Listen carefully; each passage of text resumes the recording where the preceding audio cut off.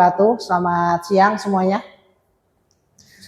Selamat datang di pertemuan pertama untuk Research Methodology dan Academic Writing atau metode penulisan ilmiah.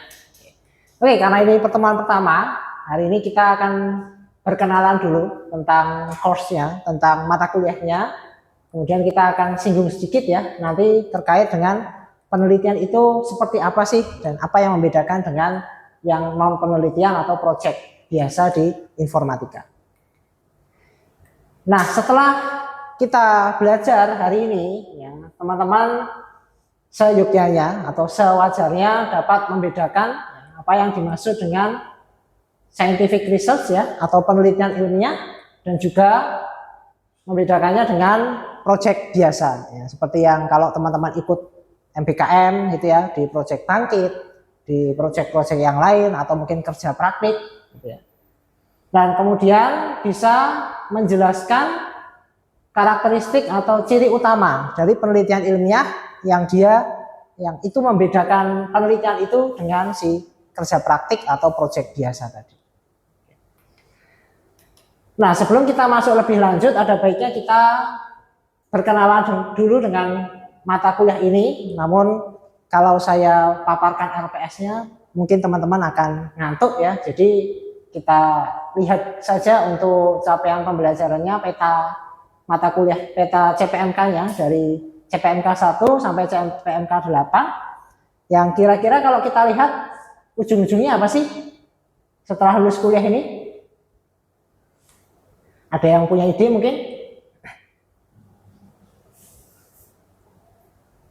Kira-kira apa? Goal akhirnya kalau kita lihat sub CPMK 8 dapat menyusun pratugas akhir. Jadi harapannya kalau teman-teman sudah melalui mata kuliah ini, ya, bulan depannya itu bisa langsung submit pratugas akhir sehingga bisa seminar, proposal dan sidangnya lebih cepat seperti itu. Nah, kita mulai case study dulu deh, studi kasus dulu ya, mungkin 1-2 menit teman-teman coba baca ya, dan nanti kita akan lihat ya, coba kita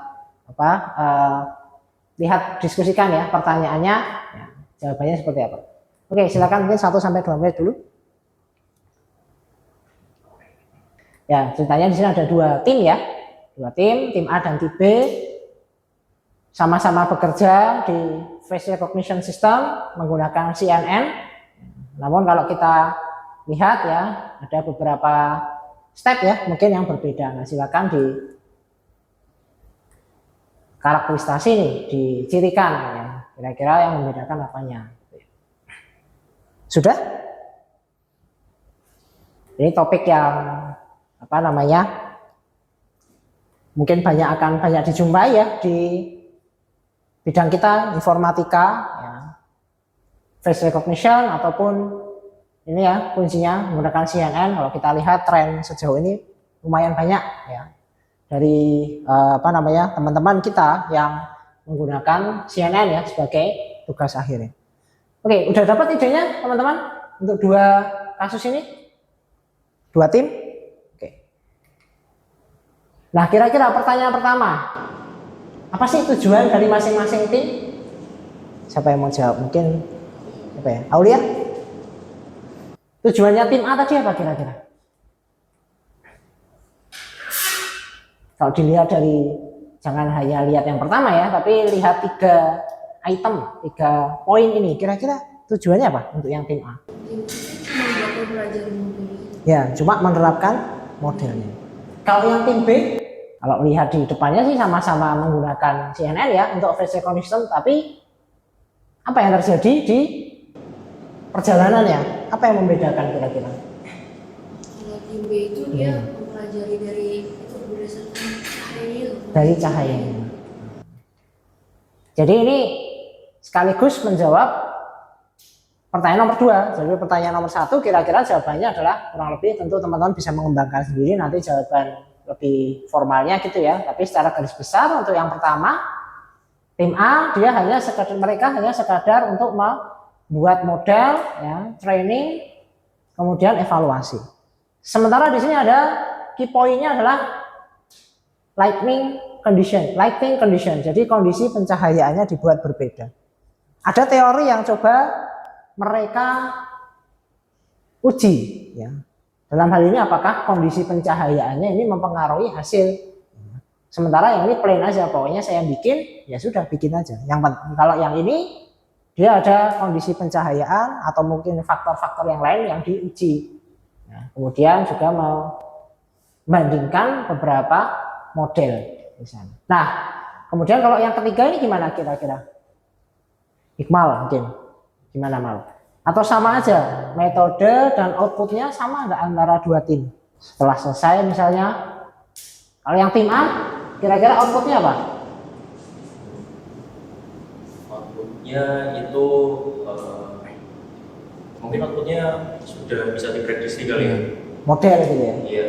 Kalau yang ini? Yang itu mungkin nanti akan menghasilkan sesuatu hal yang baru. Ya, kalau ini hanya model gitu ya. Pokoknya jadi bisa untuk digunakan. Kalau yang ini lebih dari sekadar model. Modelnya ada, tapi juga ada hasil analisisnya.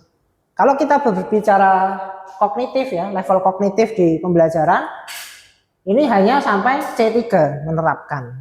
Kalau ini sampai analisis dan juga evaluasi, karena di sini ada compare ya, model performance, kemudian dievaluasi dan dianalisis ya, sampai C4 atau bahkan C5. Nah, dari situ sudah kelihatan bahwa yang ini apa kira-kira, riset atau bukan? Bukan riset. Ya, yang ini cenderung hanya implementasi biasa, yang ini lebih ke scientific research. Ya, jadi kalau ada pertanyaan seperti ini, kira-kira apa jawaban teman-teman? Perbedaannya adalah antara riset dan proyek biasa, perbedaannya adalah proyek biasa, ada insight baru, betul ya. Atau kalau boleh saya katakan, untuk riset ini ya, ada tujuan utamanya bukan hanya untuk membuat sesuatu, it's not about to create something, but to prove teori, ya, untuk membuktikan teori, untuk menguji teori. Nah, mindset itu perlu kita tanamkan dari awal sehingga nanti teman-teman tidak terjebak di paradigma yang keliru ketika skripsi, ya, hanya berangkat dari masalah di kehidupan, kemudian dikasih solusinya tidak seperti itu. Ya, tapi harus ada teori-teori yang coba dibuktikan, yang tentunya sudah pernah dilakukan oleh orang lain. Nah, kita buktikan kembali di kasus yang kita dalami. Baik, demikian untuk hari ini ya, untuk tugas untuk pekan depan silakan mulai diperkaya ya dua hal ini ya. Jadi nanti harapannya teman-teman bisa memilih ya satu topik ya, satu judul yang kemudian dijalankan dengan skema riset ya, bukan skema proyek informatika. Demikian, terima kasih atas perhatian dan partisipasinya. Kurang lebih mohon maaf. Selamat siang. Assalamualaikum warahmatullahi wabarakatuh.